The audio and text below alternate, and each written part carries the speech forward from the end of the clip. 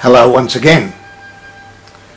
It's been some time since I've made a video.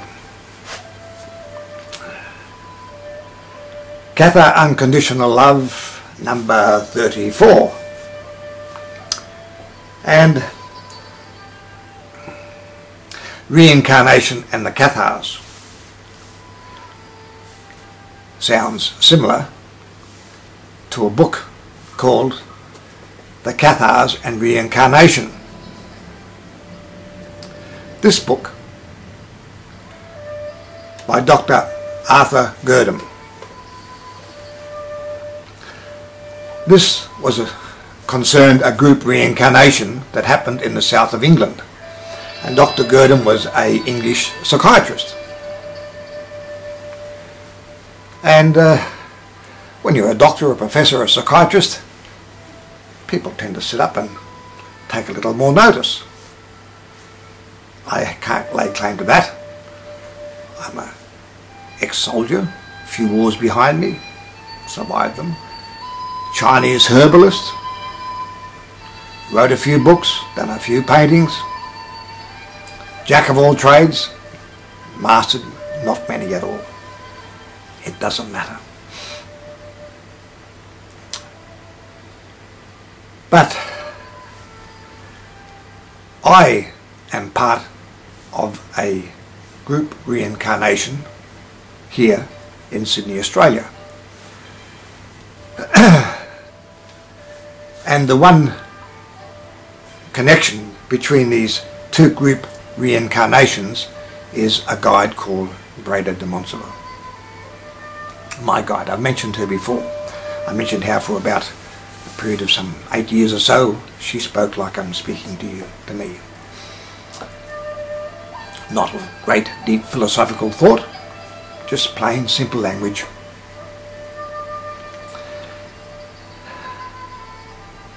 And I quite frankly, I miss it. I know she's there, but I miss the conversations and what she said.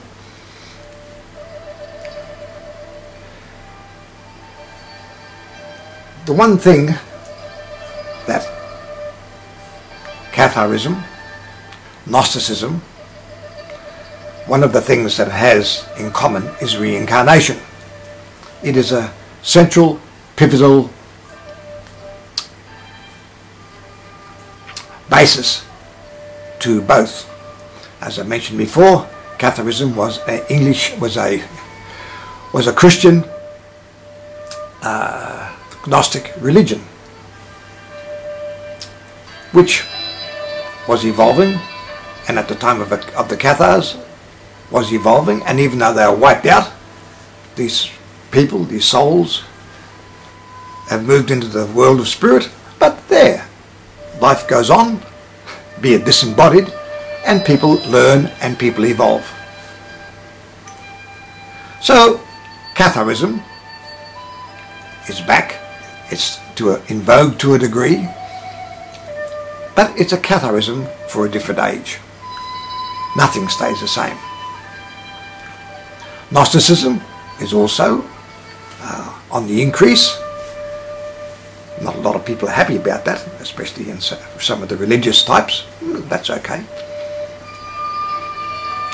And they put Gnosticism, Gnostic philosophy, in a mix of untidy theology, for the simple reason that Gnosticism is a very individual, and each is unique to that particular person, that particular Gnostic. And they evolved because there's always people who thought there can't be just gods or a god, or they knew or believed there must be a source rather than a particular god or a range of gods, be they Greek or Hellenic, Greek or Roman or whatever. So Gnosticism, like any philosophy or theology, including Catharism, Islam, Judaism, it has evolved. But the people who talk about and discuss Gnosticism, they always harken back to usually to for instance, the Gnostic Gospels that were discovered in the Nag Hammadi desert, or some of the Gnostic thought of Socrates, Plato, Plotinus, some of the early Gnostics. They refer to the Gnostics who were very strict ascetics, not eating meat, celibate. But also you have the Carpocratians who believe that you can't repress what is natural, and therefore to get it out of your system it's best to try everything. Must have been quite a wild bunch. And the whole idea was, as it is one Indian philosophy, that it's better to live these things, whatever is your bag, and get it out of your system. Don't repress it, because whatever is repressed, even as psychology will say today, ultimately must come out one way or the other, and often in a not particularly great way. So, with Catharism, with Gnosticism, there are essentials. The essential is that you believe that there was a single source of everything, from which everything commenced. In other words, there had to be a beginning. Some people may call that God, but most people with God, especially with the Islam and Christianity and Judaism, we tend to think of a male, old, beard, and we have an image of a God, whereas the source, it's called the source, or the light, the divinity, because it's beyond our knowing.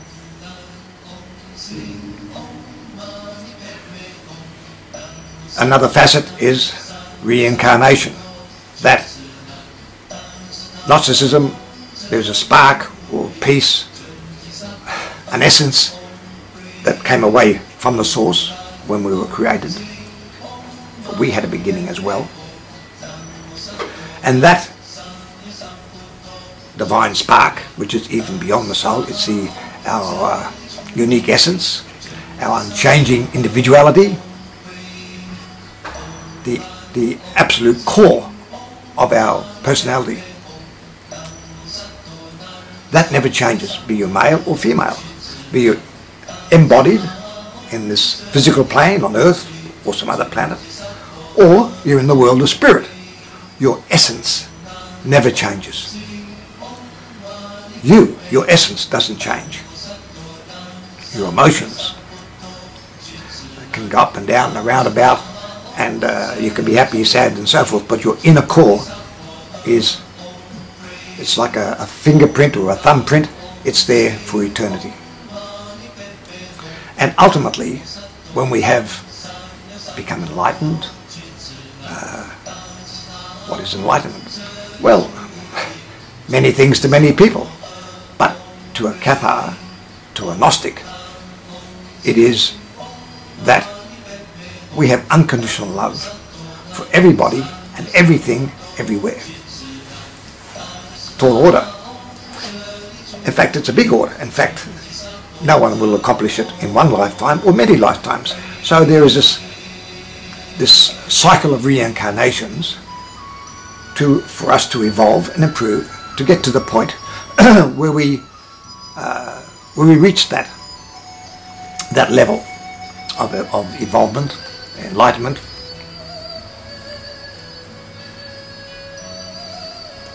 These are the essentials of Gnosticism and Catharism.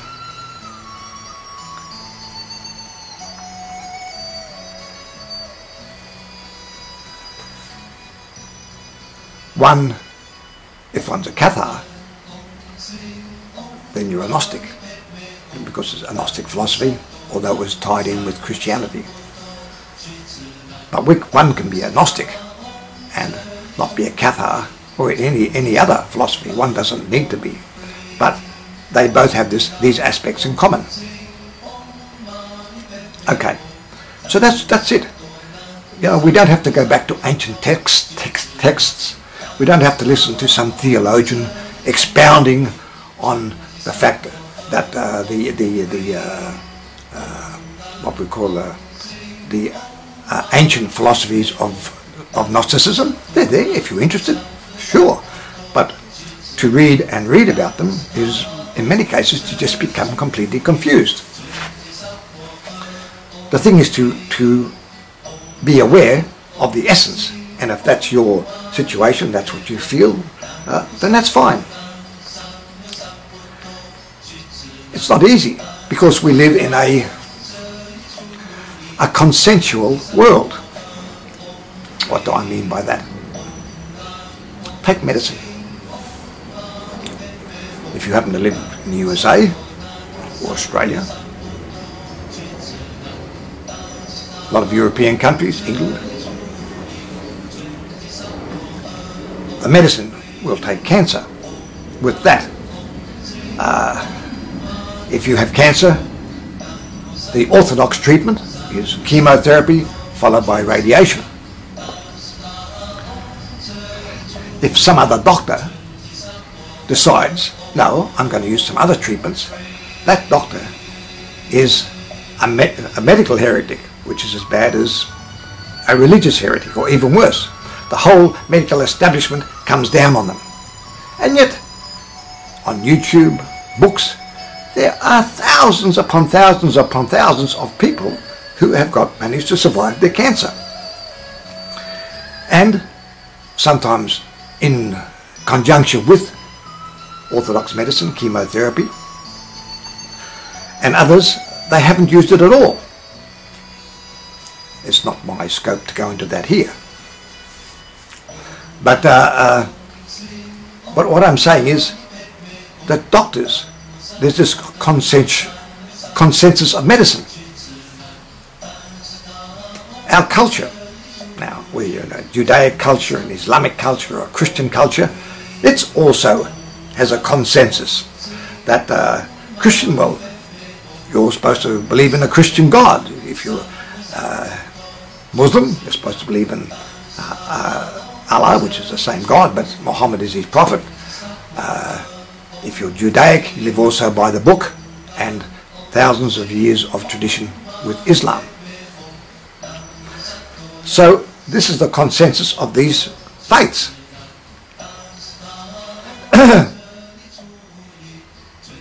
In the US, you're in that town, these days it's possibly a Republican town, or it's a Democrat town. It's very hard to be an individual. It's very hard to break away from the group, to break away from the consensus of education, culture, medicine, politics. And people don't like people who break away. Well, if you're a Gnostic, you are certainly a breakaway because you're thinking for yourself. And it's often not easy because you're going against possibly the trend in your own family, trend in your own particular peer group. Is it worth it? Yes, it is, because of freedom. Freedom. Freedom to do what you want to do, provided you feel that is right. I eat whatever I want to eat. I eat every type of food that I can. In fact, I eat the widest range of food that I possibly can. I try and make my diet as wide-ranging as I can. And if I hear of another food or a herb that I haven't heard of before, I look up and see what it's supposed to be good for, and I'll try that as well. I'm an Australian, but I don't vote for this party or that party. I vote for what I consider which is best for Australia. I'm not caught up in being a Republican or a Democrat or this or that. I think what I think is best. Now, maybe I vote this way and think, well, I made a mistake there. Doesn't matter. At the time, that's what I thought about. You are free. I have friends. I have within my own circle, my own family, and this is terrible. Go to hell, and this is good, and it'll go to heaven, and all this stuff. And they're off to church, and they do this. Well, that's great, but I don't see it bringing them any happiness. I don't see it bringing them. It's like a pressure upon them that they're constrained to do this or constrained or to do that. I have no constraints. Gnostics don't have any constraints. Now, what you believe and what I believe could be very different, but it doesn't matter. I respect what you believe and you respect what I believe. It doesn't matter whether it's religious or irreligious or whatever, provided you are the one who decided this is my path for me at this point in time. Later you may change your mind as you gain more knowledge. We have a lot of pressures upon us. I'm reminded of a joke. Everybody died. Everyone in the entire world. So God suddenly has got all these people dead. So he says, look, all those husbands who obeyed their wives, did what their wives told them, you all get on my right side. And all those husbands who have stood up for themselves, who have made up their own minds,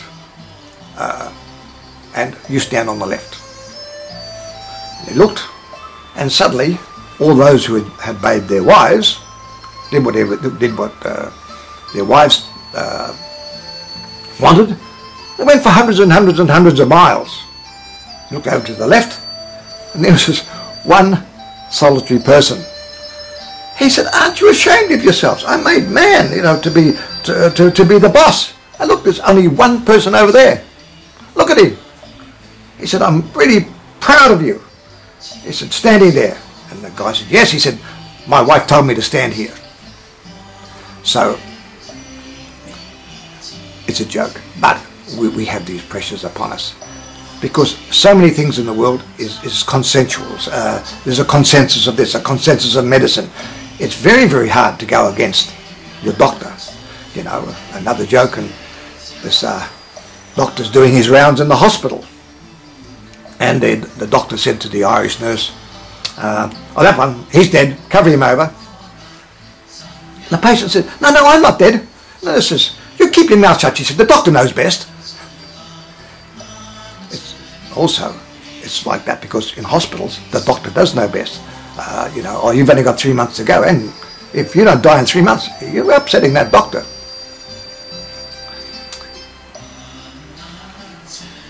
We all have these constraints upon us.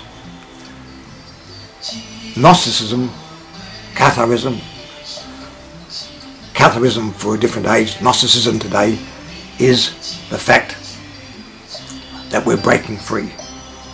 We can think for ourselves. We have our own beliefs. We are not caught up in the fact of all these controlling factors that religions, politics, medicine, education, culture put upon us. We are people who are trying to break free and respect all those people and respect their beliefs, but we are moving in our own path, our own journey towards our own beliefs, which are unique to ourselves. On that journey, I wish you all the best. Bye for now.